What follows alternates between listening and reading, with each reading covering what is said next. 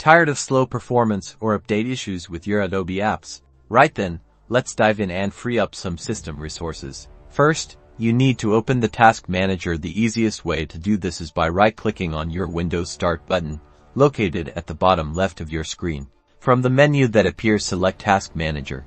Task Manager is now open, showing the processes. There are multiple ways to find the Adobe processes that are currently running, such as using the Apps section. This area often lists active Adobe apps.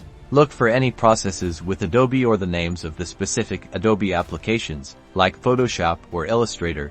In their names, these are the processes we need to close. Click on the process you want to end. For example, let's click on Adobe Photoshop X. With the Adobe process selected, click the End Task button, which is located at the bottom right corner of the Task Manager window. Repeat this process for any other Adobe-related applications that are still running to ensure a complete shutdown and free up system resources for applications and for install updates from Adobe. That's it, you've successfully closed Adobe processes.